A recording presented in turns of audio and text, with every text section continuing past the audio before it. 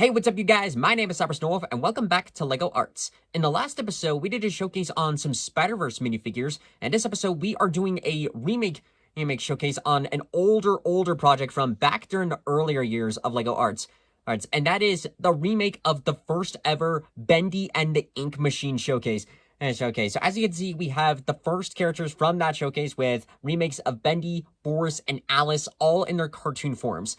So, taking a little bit journey back in time, I had uploaded the first LEGO Bendy showcase on May 17th, 2018. So nearly 7 years ago from now, which looking back at that, it really surprised me just how much time has passed since then.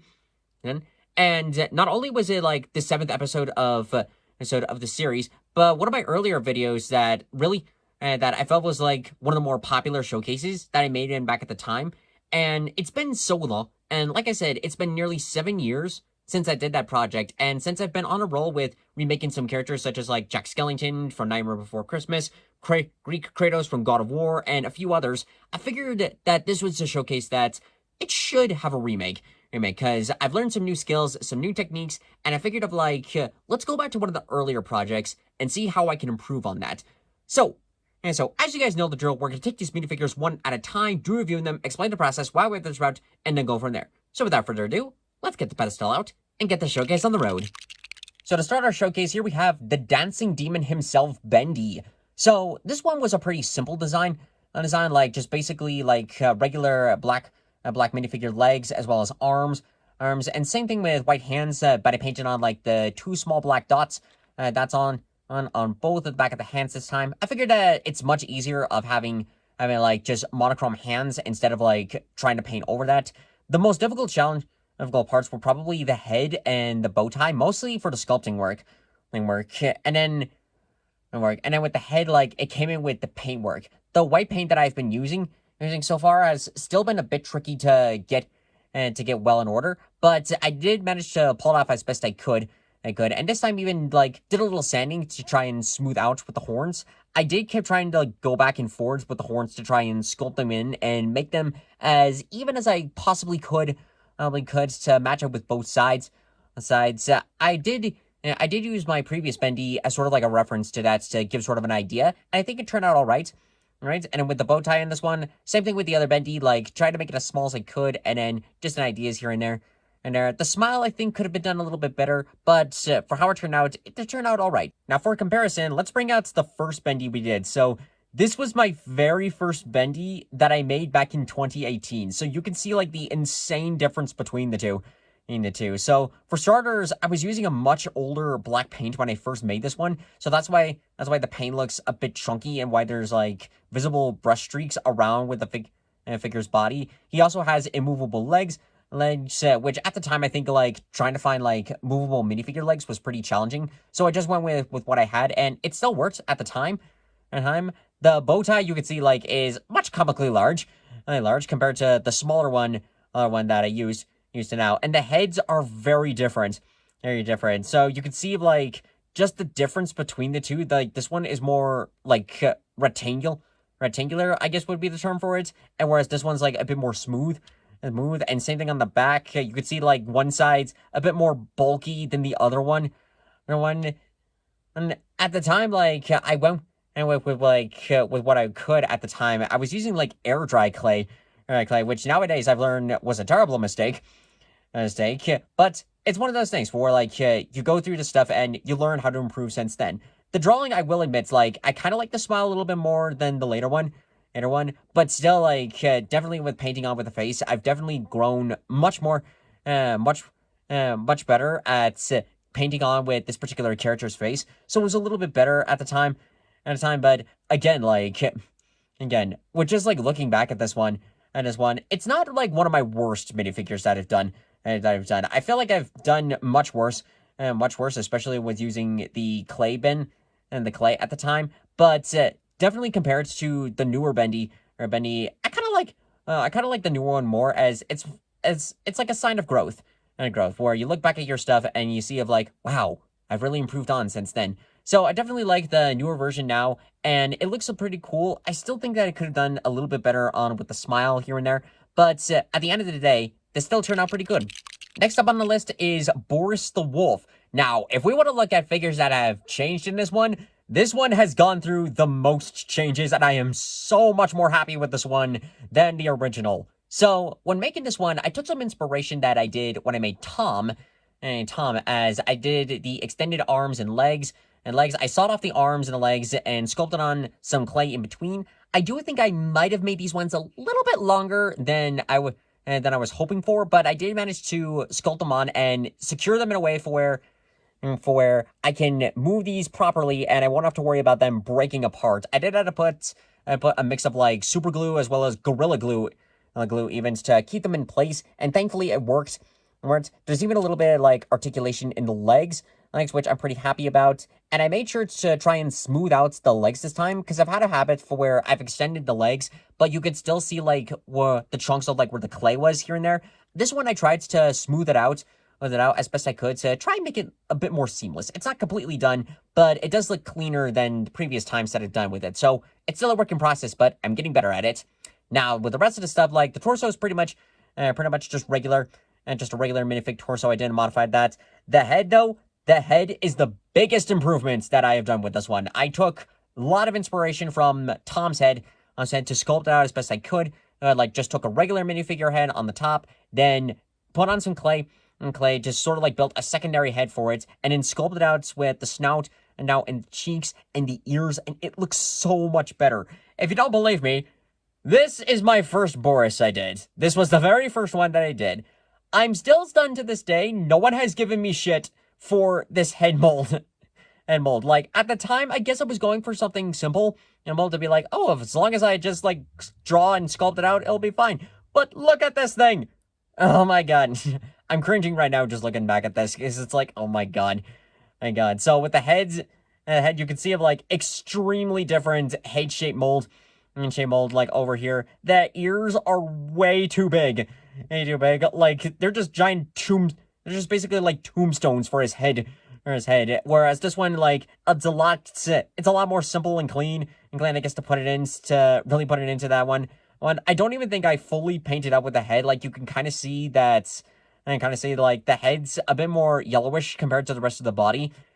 So I think it was just air dry clay and then, like, just paint around with it. Now, I will say, like, at the time, I think I was going for something simple, but now looking back at this thing, I am so glad that I went back to fix this head, because this looks so much better, and way more passable for the character. And same thing on with the paintwork. I was just using Sharpie at the time. With this one, I was actually chose to use paints, make the overalls, like, look cleaner, and shrink them down a little bit, so they're not comically large. I have no idea, but looking back at my older projects, I had a habit of making things comically large. I have no idea why. But yeah, definitely looking at this one now, I'm so much more happy with how this Boris looks out. It's much more screen accurate, and I definitely learned from my mistakes at the time. And last but certainly not least, she has been sent from above, Alice Angel. So with this one, I had a rough idea of, like, how I wanted to do this one, and the real challenge primarily was the paintwork compared to the other ones. So with this one, I used the same hairpiece that I've used in the previous versions, because I really like it. I feel like it's a good hairpiece for this character. This time, though, I went with some different approaches with the sculpting. Like with the previous Alice figures that I did, I shrunk down the horns to make them seem easier. The halo, I decided to do something a little bit different, which I'll show in a second compared to the original. The bow tie is much smaller and easier to put on. This one, I decided to actually put on a torso print on this time, and just paint around it, mostly just to give a better idea of how to sculpt the bow tie here and there. And I gave her a 3-dimensional piece this time with a electric tape skirt, which looks much better. I have found out that the electric tape works so much better than with the fabric ones, as it makes it look more seamless and blend in much better with the torso. She does have a little articulation here and there, so we can, like, move up her arms, a little bit on the legs, but not quite as much, mostly because of the skirt, but that's okay. I did paint on with the legs. I didn't paint them on completely, since the skirt would have covered up all of it, but I painted on enough to match up to how she is in the games, in the games. And then with the face this time, I painted on her iconic face, with the cartoon look for it. Not gonna lie though, with the previous Alice that I did, I actually don't hate it too much. So here's the original Alice head with the face. I'm not too dissatisfied with this one. Like, I thought it was okay. Okay, I think maybe just a little fix up here and there, and it looked much better. Much better. The torso piece is definitely a bit different. Like, for starters, the bow tie is way larger. Again, the clay. She doesn't have a skirt piece, and again, with the paintwork that I was using at the time, a lot more like chunky and much older. But this one, it's a newer paint, so to make it much easier to paint on and looks a bit more clean here and there.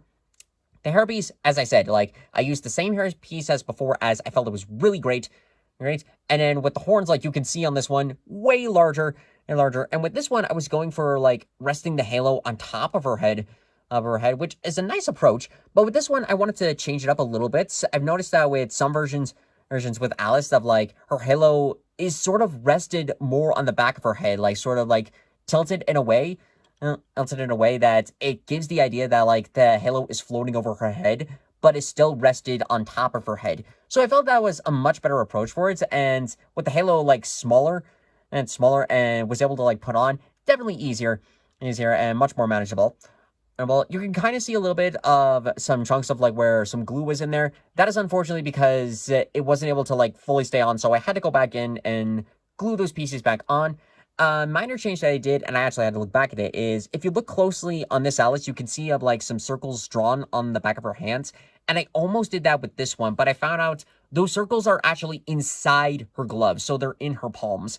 And since it's impossible to like paint the inside of a minifigure hand at that size without destroying it and trying to reattach it, I just left the hands as it is, as it still gives the overall idea with the figure, and I think it turned out pretty good.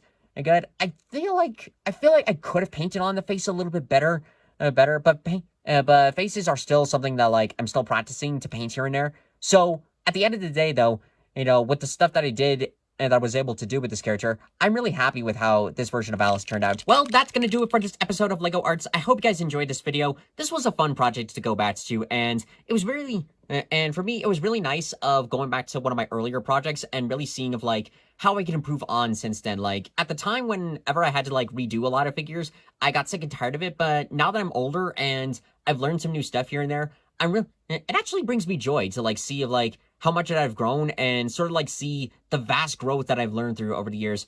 And this one was definitely a lot of fun to do. I'm happy with like how these figures turned out, and it was a lot of fun to do.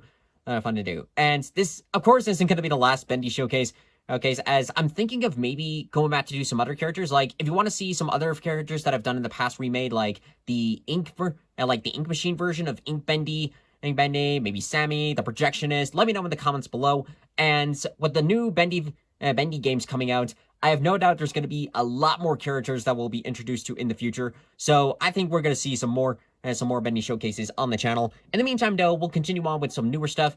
I do have another showcase ready to go, so I can go ahead and record that. And then I have a couple of ideas for some future stuff. I just need to see like how I can implement all that here and there. For now, though, that's gonna be it. So if you guys want to see more videos like this in the future, be sure to subscribe to the channel and hit the bell for notifications. It really helps us work on Let's Plays, LEGO projects, or merely here to have some fun. So overall, thank you guys so much for watching this video. If you liked it, hit that like button, comment below what you think, share with your friends, subscribe to YouTube, follow me on Twitch, and here's a help with the button. Thank you guys, and we'll see you next time. Winning Ice Moon Rises!